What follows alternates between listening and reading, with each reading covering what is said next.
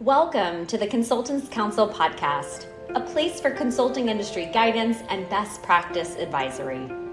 Whether you're working to grow in your consulting career, you're managing and developing a consulting firm, you're working with consultants, or you're just interested in business and high-performance advice, we've got recommendations and education for you. I'm Kelsey Creveling, founder and CEO of Kelsey Consulting, a firm focused on building high-performing organizations, teams, and individuals through a variety of ventures, including the Consultants Counsel.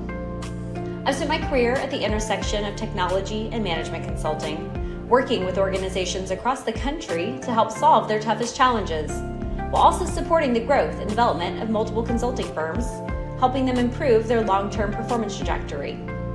In addition, I'm an entrepreneur across a few different industries, and I serve as a startup investor and advisor, promoting the ideas of other entrepreneurs as they work to gain traction in their industries. With so many people gearing up to launch their own businesses and establish their own consulting practices, I want to make available the advice and lessons I've learned along the way. This podcast is made possible by Kelsey Consulting, with media support by Class Act Media. For more information, check out our site at theconsultantscounsel.com. and kelsey.consulting. That's KELSC.consulting. And now, stay tuned for this episode's counseling, because the consulting world is full of nuances, and the answer is always, it depends. What's possible? Do more? Hey there, I'm Kelsey Creveling with the Consultants Counsel podcast, and I am super thrilled for today's episode. It's going to be out of this world. Joining me is founder and CEO of Uplift Aerospace, a space company focused on bringing consumer access to space. You'll get to hear during this episode the specifics of what that really entails. It's pretty fascinating, but Uplift's actually a company that I've had the privilege of seeing grow over the past few years as an investor. So I met Josh at Kiln in Park City, Utah, co-working space, and had the opportunity to really get to learn about the company, what they were doing, and get involved as an investor. So it's been an absolute privilege and thrill to see the company's growth trajectory and to see it evolve over time, but also to see Josh's evolution as a founder and entrepreneur. So this episode digs into Josh's experiences, his advice for others who are looking to follow a similar path of entrepreneurship, and to the lessons one will glean along the way. So with that, enjoy. Hey there, and welcome to the Consultants Counsel podcast. I am so excited for today's episode. Joining me is Josh Haynes, founder and CEO of Uplift Aerospace, a space company that is really on the precipice of doing something very unique and different in the space industry. I'll let Josh go into the specifics, but it's pretty exciting. So Josh, thanks for being here with me today. Great to have you. Yeah, thank you, Kelsey. It's a privilege. I appreciate you taking the time to highlight Uplift, and myself means a lot.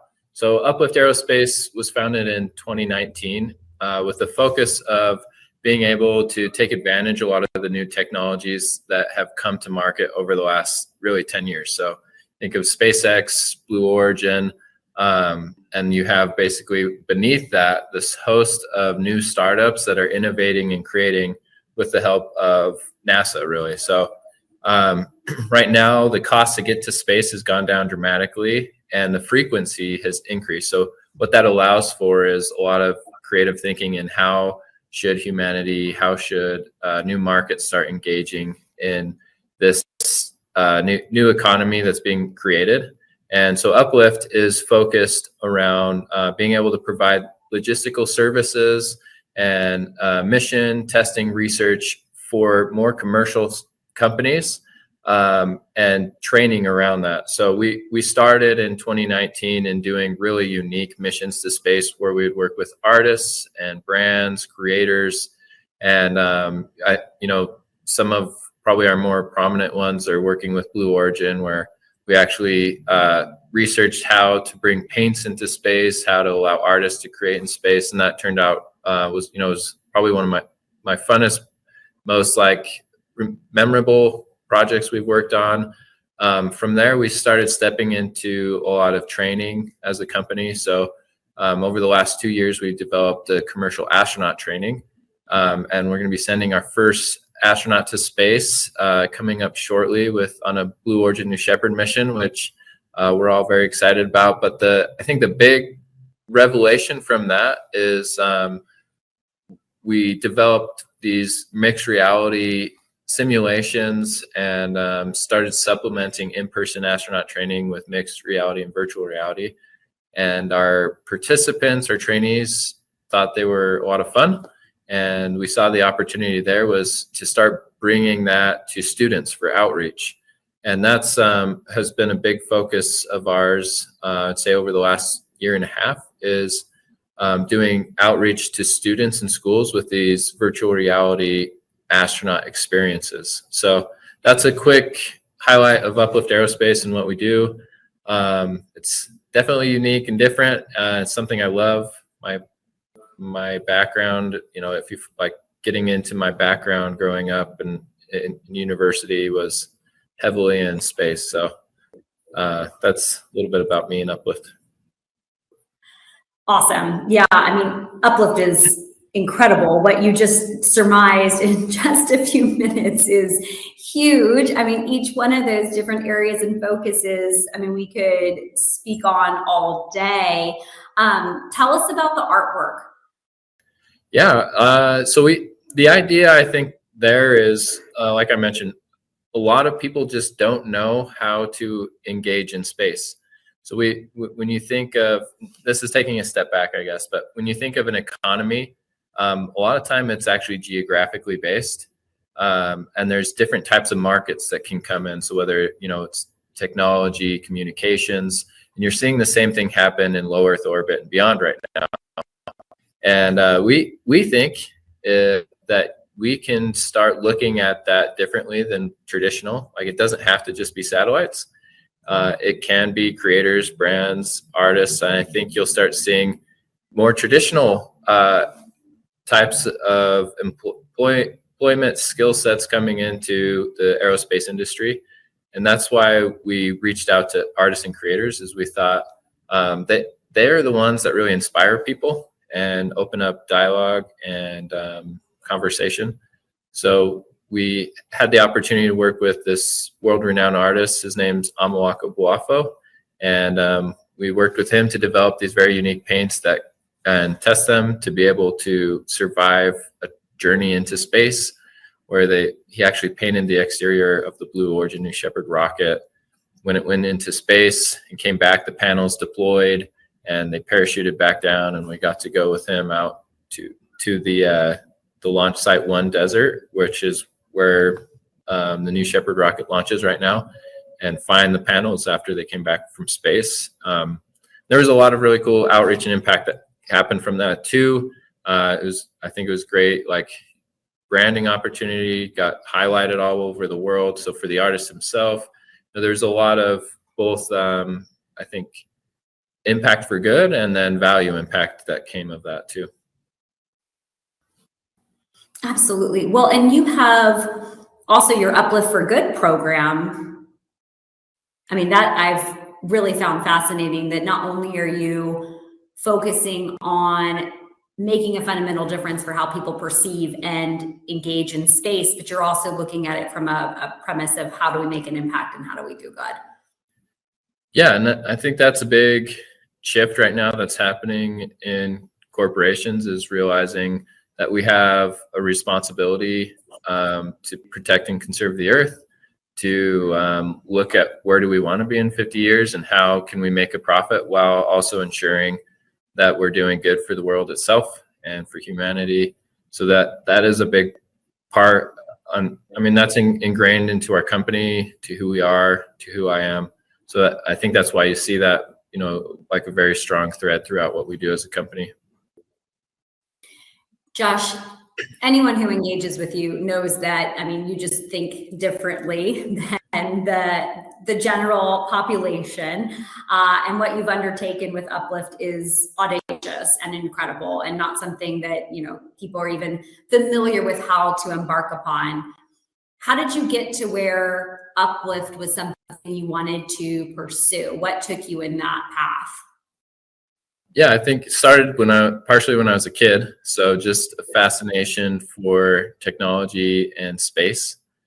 Always been a big space enthusiast. And then in college, I studied physics.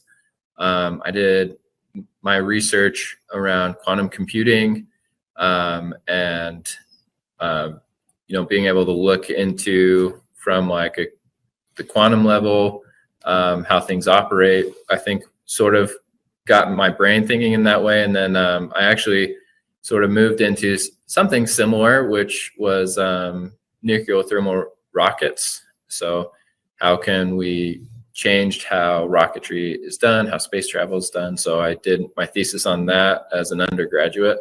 And that was somewhat of a stepping stone. So I always knew I wanted to be involved in space. So I started a club in university for space entrepreneurship, where we would talk about these new ideas of how can we leverage what's happening in the aerospace industry with regards to reusability, rapid launches like SpaceX is doing now, to open up new markets. And that led to a lot of fun projects. But I think that was sort of like the foundation for me. And then after university, I did consulting. I helped build out missions from low Earth orbit to Mars. But I always knew in the back of my head that if I wanted to be involved in aerospace, I needed to be able to run a business, needed to be able to raise money, understand how to work with teams. And that's really hard to do in academia. Like, you just don't get that type of experience. So I was going to actually get my master's, but like a week or two before, I moved to Houston and started a private equity fund with my brother. So it's like big 180 shift. But I had been thinking about it for many years. Is like, on the back of my head, I knew, I'd sit in my physics classes, and there were these other students that were just brilliant, where I would be like studying, reading the books, like laser focused on the teacher in class. The teacher would say something or write something on the board, and I'd be like, I just spent like a week on this problem. The teacher just explained it, and I still have no idea what is going on. And then there would be like another student sitting next to me who they'd raise their hand and just say the answer. And that kept reminding me those situations. Like, I love physics. I think it's a great foundation for being an entrepreneur. Honestly, like, you learn how to think critically and how to see a problem and work through it in a way that finds a solution. Like, that's how you're trained as in physics. So it was a great foundation for me. But I switched into having a private equity fund because I knew those were skills that would be needed to start my own company. And so that was the beginning of it. And then once I saw SpaceX, their technology, and saw what Blue Origin was doing, I knew it was time. So that's when I started Uplift Aerospace. Wow. So that's, yeah. I mean, that is just an unusual trajectory in of itself. Well, it's, what's crazy. So this is not putting me on any plane with anybody else, but if you look at a lot of entrepreneurs, a lot are trained in heavy STEM subjects. And I think it is that critical thinking component where you see a lot of entrepreneurs, whether they're successful or not, have a very technical background. And I honestly think critical thinking is one of the most undervalued or unspoken like skills that an entrepreneur needs when they're looking at starting up a business. It's because because all you are ever faced with is problems. Like as a CEO, as a startup, you are all you focus on are problems. That's basically it. Is every day you're given a new problem and you have to figure out how to solve it. So you better like problem solving. Yeah, exactly. Yeah. And find it fun and rewarding and interesting versus defeating.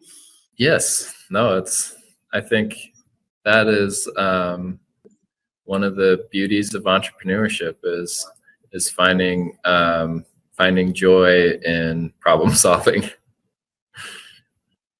Absolutely. So being an entrepreneur, how did the venture experience really prepare you? You kind of touched on it, but are there specific skills or things that you learned when operating a fund that you've really parlayed into this next phase of entrepreneurship? Yeah, raising funds is the most challenging aspect of being a startup. I don't know how to put it any other way, but it's miserable and it's no fun. Not for somebody of my personality, it's just painful to raise funds. And so having that experience, we raised about $4 million in Houston, and having to go out, had no network, knew nobody, and start from ground zero and figure out how are we going to raise the funds and create this private equity fund was definitely a foundation for me in regards to learning how to talk to people, how to make a value proposition that's meaningful. I think really that's the key. Is anytime you're going to somebody, if you don't know how to speak in terms of value and why this matters to them, then you're never really getting anywhere. And I think that's the first step as any entrepreneur startup, is figuring out that process and getting good at it. Certainly. You mentioned a key skill of being an entrepreneur and running a company is being able to build teams effectively. How have you been able to do that at Uplift? Yeah, the success of any startup is dependent on your ability to see people who are effective, basically. So if you hire somebody who is not doing their job, it will kill your startup. There's no other way around it. You have to be scrappy. You have no money. And if you have somebody who says they're going to do a job and you pay them for that and they don't do it, that's the end of it, really. And so identifying and being very selective was a big learning curve for me. You never ever go after the first person you talk to or the first three. I say pretty much always have at least 10 candidates. And the reason being is, though it takes a little more time, you end up with somebody who not only helps you do what you're wanting to do, but is skilled enough to see opportunities that you would never expect, or be able to take you into new areas that maybe you never would have been able to otherwise. No, I love that you brought that up. I actually just had a conversation right before this with another startup I'm invested in, and they're getting ready to kind of enter growth phase, and they're scaling up and looking at, okay, what is it going to take to staff a team, et cetera. And we had that exact same conversation of, if your first hires have to be incredibly stellar, that you can't make mistakes with those first hires, because they have to be able to showcase their value and do what you need them to do, because that money that you have when you get funding is so precious. So the culture that you build is so critical to the success of the organization that you operate. Yeah, it either will make your life much easier or make it basically a living hell. If you hire the wrong person, whether it's because they're not doing what they're supposed to be doing, or you don't get along with them, or there's a host of things you sort of have to consider when hiring. But fortunately, we have a really great team at Uplift. Something that I pride everyone on is the culture we have and what we've built. And it's of sacrifice and giving, of conflict, being able to go through conflicts in a healthy way and grow from it. And, the idea that, again, you always have problems, but as a team, how do you approach a problem? How do you solve a problem and get, the best result from that? And that's a really hard thing to do. Absolutely. It sure is. And I've failed many times at that. Like, I think that's something that's important to always be transparent about, is when you have this chance to speak in any type of public setting, like, failure is so common as a startup or as a business person in life. That's just something I think, like, I want to make sure I stand for personally, is making sure, like, I'm not misrepresenting myself, because I feel like that can be discouraging to other people when they hear you speak, is they think, oh man, like, they're always doing it right.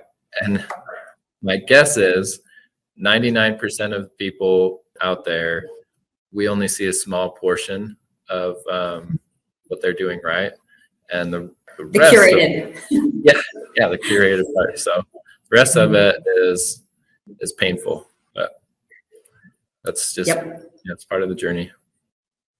Well, and being transparent about those challenges is critical for learning. If it's all sunshine and roses, how then can you really prove your mettle and your ability to overcome when things actually are challenging and hard? You can't. Josh, then, least favorite day. Least favorite day. What you're doing. Mm-hmm. Biggest challenge, biggest problem, least favorite day. Least favorite day. I mean, there's so many least favorite days as an entrepreneur. Okay, top one that stands out. I'll talk about what I have learned from least favorite days is that I think we are trained in school to never allow room for failure. Like, failure is bad. If I don't get an A on this, that is bad. As a startup, you are doing something that has never been done before, most likely. And you have to change your mindset. As somebody that's approaching something and trying to do something that's never been done before, you don't know the answer. In school, you grow up and people know the answer. There's somebody out there who knows the answer. There is an answer, a solution key that tells you how everything is done. As an entrepreneur, that doesn't exist. Nobody's done it before, and you are going to fail. It's basically impossible not to fail, because you're doing something that's never been done. You learn, and you use that word, and I love it, is it's a learning process. And that's how you have to approach it, as you have the opportunity to do something that no one's ever done before, and you are going to learn your way into what the answer is to do that. And that sometimes can happen quickly, and sometimes it takes a long time, and sometimes you never actually figure it out. And you have to go at it with that expectation, so that on those worst days, you can still wake up the next day and get out of bed, because you probably won't want to. Like, that's the reality of an entrepreneur, is on your worst days, you just want to lay on the ground in a ball with like a cozy blanket, and just not pay attention to what's going on. But I think your worst days teach you, though, that idea is that you are going after what other people consider impossible, and you will fail, and that's okay. I love that. And I also love what you just said about you're doing something no one's done before, so there is no one else who has the answer. Because we go through life thinking that there is an answer for what it is that we're seeking, what we're doing. If I just do this, this, and this, I'll get the right answer. And you might not. right? Because that might not be what is meant to come to fruition, but how much have you learned? How much have you grown? How much has that process strengthened you towards what then you are meant to do and pursue and achieve? It's definitely, it's a process. And I know that there's people out there who say, if you can't enjoy that process, you certainly aren't going to enjoy the end result, right? You have to enjoy the experience of your life as you're living it and you're going through that pursuit of that goal rather than just the goal. Yeah, and I think that's a great point. I think what I'm learning is that there is no end result either. We get through a portion or a leg of our journey, and that opens up a door to the next portion. And so we have to learn how to enjoy it. We have to learn to enjoy that process. It's painful, but I think that's really the realization there is, whether it's in business, relationships, family and friends, whatever it is in life, that is something that exists. Is that the idea is that we're approaching something that either we don't know or has never been done before, and so we will make mistakes, and learning how to enjoy that process is really one of the keys, I guess, to living joyfully, which I'm working on too. I don't enjoy things not working out. I still have days where I curl up in a ball. So it's just how it is. Oh, we all do. Absolutely. Okay. So then on the flip side of that though, most joyful day or most exciting outcome that you're really proud of? Because I do think it's important to celebrate the wins and to grieve those losses. Yeah, we speaking to maybe losses and wins. So recently we got to go as a team to Sydney, Australia, and sort of premiere and demo our virtual astronaut training for students there. We worked with the New South Wales School District, and a crazy amount of work, basically 2 years of work went into that point. And either things could have turned out well or not. And they turned out perfectly.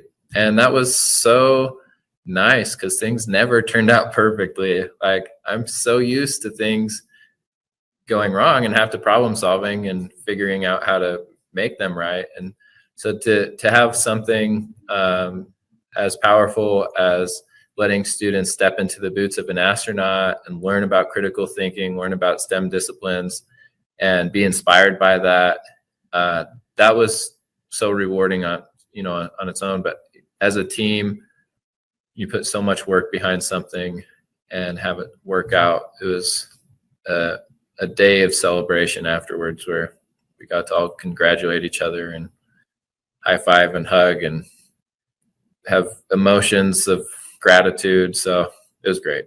But I will say that was preceded by many of the worst days, where we had created programs that either failed, that we had to pivot from, or created programs that didn't work out as well, or invested money into different research and development that didn't turn out, or developers fell through. There's so much behind the scenes of that one day of success, was preceded by a year plus of challenge and problem solving and pain that people don't see. So I guess that's an answer to both your questions. Is we had about a year of bad days that led to a great result. Mm-hmm. And that's often how it goes. But you wouldn't have gotten that great result without those bad days that taught a lot and you learned a lot from. So I remember us having lunch before you went to Australia, and that was pretty exciting, of like, okay, we're going, this is what we're doing, but also kind of nervous about just what is it going to result in. So the fact that it all came together so well and opens up so much future potential is so exciting. Yeah. I think that there is there's also the question of why. Like, why do you go through 365 days of challenge? And it goes back to what we were talking about before is one is we have to change our expectations that is life. Like, I don't know if the idea of having 365 days of no problems exists for anybody anywhere. Like, I think maybe Kelsey, you have a secret answer that I don't know, but I think a lot of what we do daily is a challenge.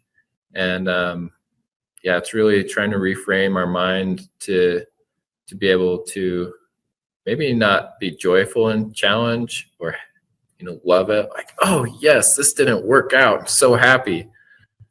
But being able to be joyful and enjoy problem solving, I think that's definitely possible.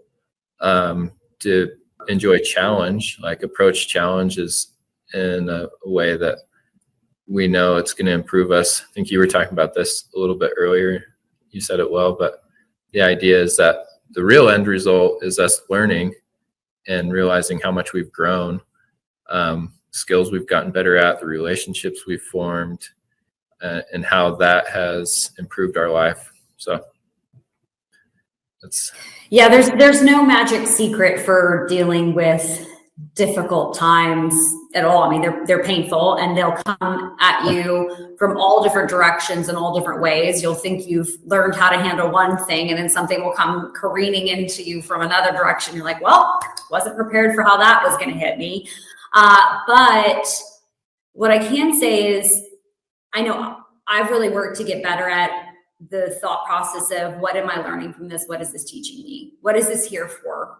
Why is this unique pain point being presented to me, whatever it might be, as hard as it may be?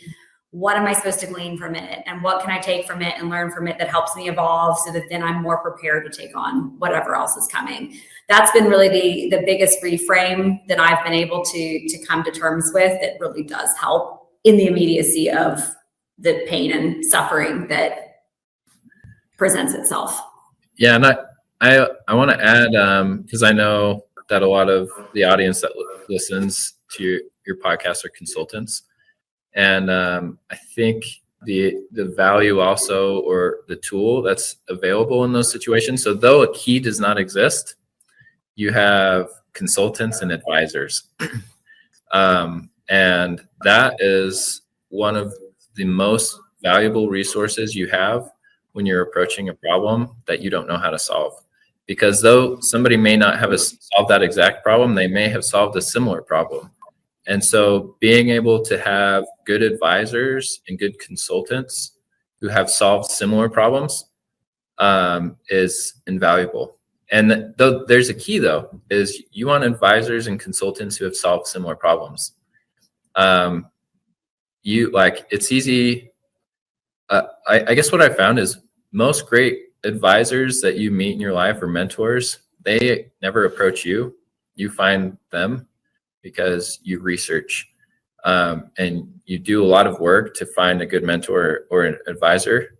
A lot of time you're approached by different people who will say, oh yeah, I can help you with this. But when you dig into their background, they don't actually have a great background in that area. So it's not that useful. But having mentors, advisors, consultants who are experts in the field of the problem you're trying to solve is,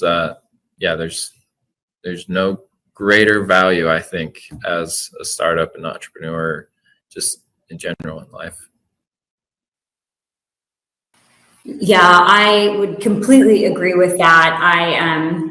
I just finished the book Hidden Potential by Adam Grant, and he talks a lot about scaffolding, and the ability to meet and reach your potential is really based on your ability to build great scaffolds around yourself. So while you're not yet where you want to be, you've got the support structure and framework around you, so that you can actually achieve what it is that you're seeking. I love that mentality, because as an entrepreneur, oftentimes you're alone, you're isolated. There's not always others out there who completely and uniquely know what you're going through. They might have similar experiences. They might be able to lend, an ear, but they don't know your unique specific challenges. They're not in your business. And as the founder, there's no one that you can specifically talk to in your business that is going to understand, and that is not someone who works for you. And so that makes it really challenging of, okay, where do I go? Who do I turn to? As a result, you've built a collective then of advisors that you turn to and that you work with. Yeah. I think that's one of the critical components to success is your network, your advisors, your mentors. Anytime I meet with students, that's always what I talk about is start building your network now. Your network is the value basically of your life is the people your advisors and mentors, because they're the ones that when you have that problem that you don't know how to solve, they may have a similar experience to help you along that path that will help you avoid a lot of the challenges or failures that you would encounter otherwise. They also can help you stay motivated, right? Yeah. I mean, if you're having one of those days and you're down and, being able to just get and glean some perspective from somebody else can make that difference for sure. Yeah. Josh, how do you balance what it is that you're pursuing and your audacious goals with needing to also stay in the present and remain healthy and able to pursue those goals? Yeah, that's the continual challenge of life is the idea of balance. I don't know if I have a great answer to that, but I will say I've been working very hard on it. And this actually, Kelsey, came from one of our meetings like a year and a half ago too, is I remember we were talking about just general health and balance. And I was inspired by a lot of what you were doing at the time. And what you have a very high focus on, I'd say, mental health, physical health, and making sure, you're maintaining good relationships. And so at that time, I had also read Atomic Habits. So I started exercising for 10 minutes twice a week. That was it. But the value of that is you start to build the habits that you need. And a lot of that, I think, and this is more of a discussion, I guess, in the habits, but I guess that really is balance too, is our balance in life is a formation of the habits that we've formed. So we will go through times in life where we have to work like crazy, but that doesn't mean we have to sacrifice everything else. We will form habits that either help us work like crazy and still maintain relationships and still be healthy. I've learned that is possible. It doesn't mean that you're balanced, but it is possible to still put time into the things that you need to put time into. So yeah, this last year, I have never been successful at staying active pretty much since I was in high school. After that, it was college, focused study, work like crazy. I have 2 kids now. You have family responsibilities, so it's still the same, work like crazy. And so there's just so much. But I think the idea of being willing to focus and start forming good habits was a big key for me. So this last year, I have now basically almost a full year now, I have been exercising. So I went from 10 minutes twice a week to, and this is not I'm not going to the gym or anything, but I started running a little bit. I started exercising at home. I got weights at home, pull-up bars now, just stuff to where I can, at night, 10 o'clock hits and I can put like a half an hour into exercising a few times a week. So that's what I'm at, and that's it. But I'm so happy with it. Awesome. Awesome. Well, and those little incremental changes, I call them subtle shifts, but they add up. They truly do make a difference over time. Maybe in the immediacy of just like day one, they don't feel like a lot, but over time, they completely change your trajectory. I mean, to use a space analogy, if you were off by just a little bit in calculations, what kind of impact could that have? Yeah, exactly. Massive, right? So when you make those just slight alterations, the impact and effects can be profound. So that's awesome. I love that you're doing that. Yeah. And it feels good. Yeah, it feels great. The big like revelation for me was don't set hard goals. I know that sounds weird because everybody's like, oh yeah, shoot for the stars. But there's certain things where I cannot shoot for the stars for.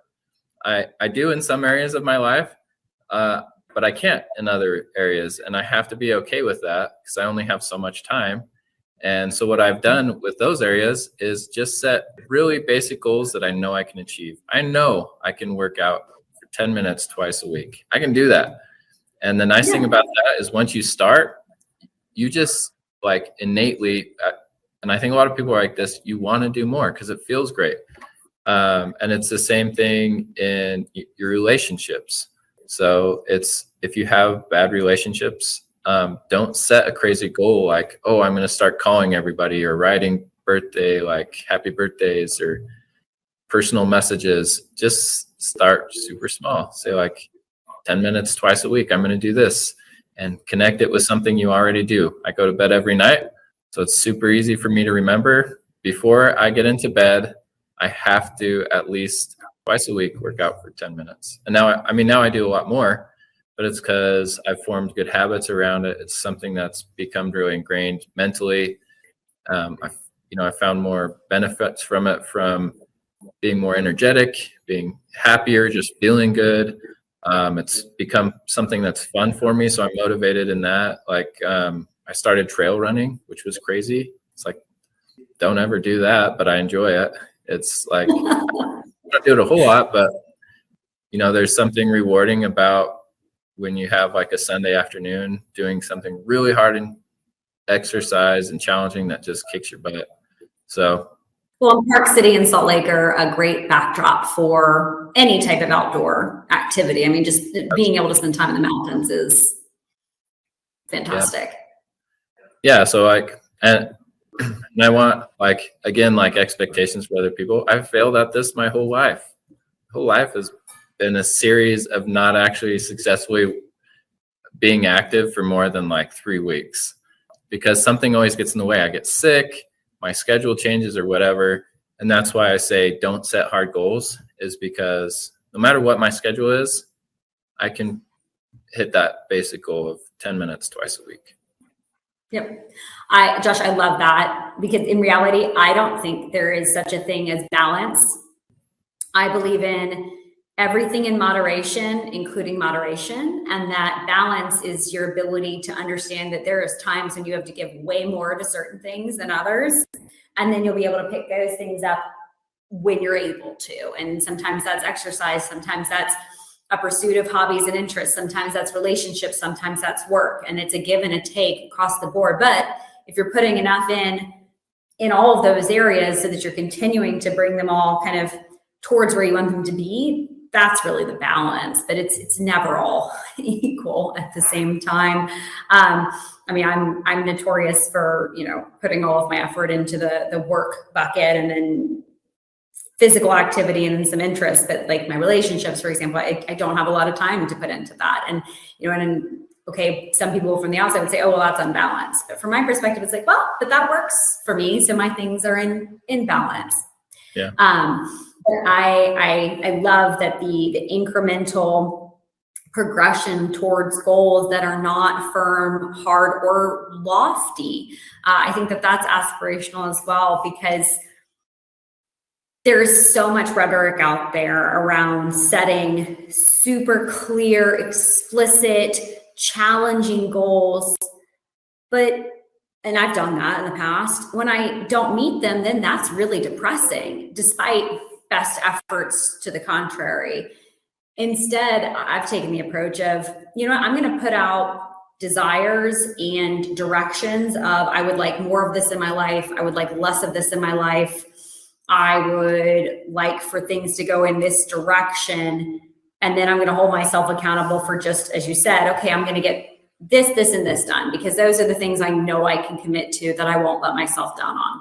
But when I have tried in the past to be super explicit around pretty unrealistic expectations of myself, inevitably that doesn't come to fruition. And instead, I've just set myself up to be really disappointed. So I am with you on the perspective of set reasonable expectations for yourself that will feel good, that you can actually achieve, and then go from there. Yeah. Yeah. I love that. It's, and I think, like my expectation was just health. I want to be more healthy. So when I do exercise, I'm stoked about it. Like, oh, sweet, I am more healthy. That's great. So it was just such a low goal. I will say a much harder one, and you mentioned this, is relationships. So with a family, like because family is not one of those things that you can't have a low goal for. I can't be like, yeah, I'll spend 10 minutes twice a week with my family. I don't want to do that personally. So I love the idea of like creating, people say generational wealth. And I don't know if you've heard this, but like having a generational wealthy family, but within regards to relationship. So creating a family that is strong, that's kind, full of love, that is a healthy family. And that is something that's hard to balance if you are shooting for the stars in some areas of your life. And a lot of startups, that's what it takes. But I think the key there is being in relationships where you are very clear with expectations. So you have very, very open dialogue. And this probably isn't just true in family, but like in general relationships, is expectation. So, my wife and I have talked about what days does she know that I can just work and, work for as long as I want, that I can just be completely focused. And that way she has those expectations. And then there's other days of the week where I've committed, like I will be home at this time. And this is every week. So it's made it much easier for us as a family where, we all know what to expect. We have clear commitments and promises and sticking to those. So that's helped us incredibly over the last 2 years. I would say we implemented about 2 years ago. And that was a big boost to removing conflict, was having really clear expectations, being realistic. Like a startup is hard and you have to work a ton. Running companies hard, you have to work a ton. But being there when you commit to being there and working out basically a system that works for your relationship, because it'd be different for everybody. Well, and that clarity of expectation setting, I think that if people do that well, that removes so many of the conflicts and the strife that oftentimes occurs. So I love that that's something that you've been able to implement, and that's worked well, because it is a give and take. I mean, if you're starting a company, it takes a lot. It does, but balancing that with family and loved ones and people that you want to be able to spend time with is also critical. So that's a really neat way that you found to find harmony across the two. Josh, what other advice or lessons would you want to impart or share just from your experiences to date? My experiences to date. Great question. I think we've covered a lot of honestly, like our conversation has sort of moved into the areas that I'm really passionate about. I think fun things that you and I have talked about, like we could get into those, like AI and where humanity is heading, but I'm not sure that's appropriate for this, but it is. I mean, That can be part two. Part two, yeah, but there's with regards to maybe what's going on now and some of the keys to success is there is value in being open to change. So don't be afraid if things aren't working to pivot. I don't know of any startup really that doesn't pivot like continuously. So having that understanding that your problem solving, things are always going to be changing, shifting. Where you start and where you end up will look completely different, most likely, and that's okay. So I think that covers my my thoughts. Happy to jump into anything in depth, but yeah. Awesome. Josh, if people want to engage with Uplift, learn more, become an astronaut, how can they engage? So our website's a great place to start. We do have a community, sort of like a commercial space program community of enthusiasts. That's not for everybody. So I'll throw it out there though, but yeah, you can join that. A lot of our work right now is on education. So that's a big market we're moving into. So we're definitely looking for schools interested in running these commercial astronaut training experiences for students. We're targeting middle school to high school. So any connections here, we're in Australia and the US now, looking at other countries. The basic behind it though is we'll work with school districts or schools directly. And then we're also working out like a program where basically anybody can sign up at any time. So a lot of work around that. But the goals being teaching critical thinking and helping students perform performance in STEM. I would have loved that in middle school. That would have just been the coolest experience. We didn't have anything immersive like that at the time. That would have been really neat. I'm envious of kids. That's the fun part about where we are today is technology is enhancing and supplementing education in really powerful, unique ways. Like what we're doing, it's great because you talk to a kid and you show them it and they love it. And like their answer is like, well, like it's different. And that's true. Is like just being able to teach students in a little bit of a different way helps engage and immerse them and get them excited. I think what we're doing is really, really fun too. Like being able to step in the boots of an astronaut, go on a journey as an astronaut, this astronaut in training, build rovers, code, build drones, and send them out to find things on different planets. So there's the cool thing of an astronaut is you look at their time like on the International Space Station, and they use so many different disciplines in STEM, so science, technology, engineering, and math, that their day is full of all these different skills they've had to develop. And I think that's what makes this opportunity for students fun is they get to use their critical thinking to figure out like, how can I take chemistry subjects and mix them with engineering to solve this problem that I have right now? Like, how do I build a rover to go find ice, use electrolysis to break ice down into hydrogen and oxygen so that I can keep breathing and support my life support systems? Like those, those are things that we get to do with students, and it's fun. But we do it in a way where we call it sneaky learning, where they don't actually know that they're doing that. It's just, it's part of a narrative. It's fun, engaging, super immersive. Yeah, we're excited about it. I could talk about that one a long time.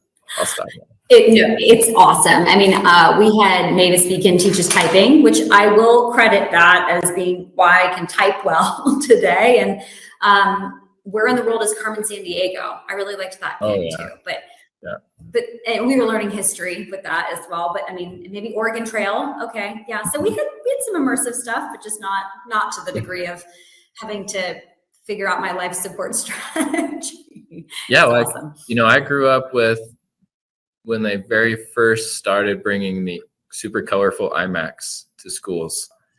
And that was so exciting as a student.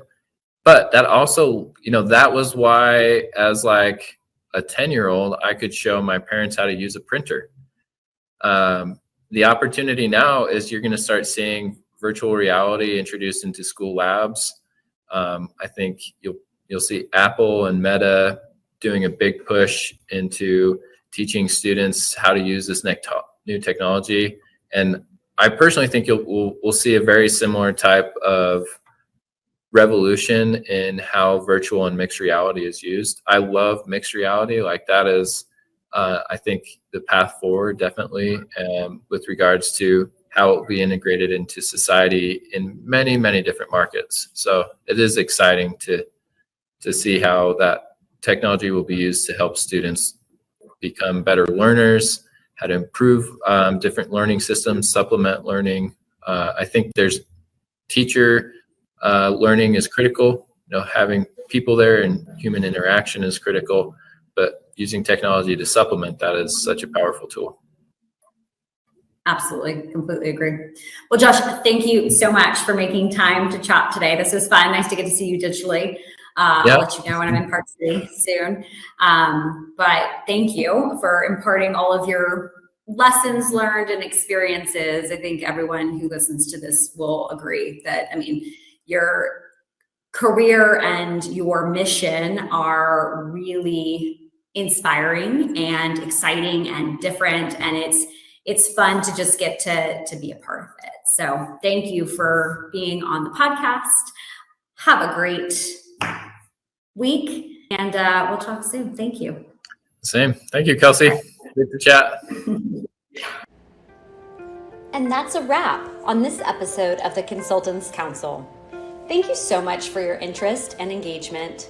Let us know what you'd like to learn more about by writing into info@theconsultantscouncil.com. Thanks to Kelsey Consulting for sponsoring this podcast, and to Class Act Media for the media support. And with that, cheers and all my best. Have a great week. And remember, what's possible? Do more.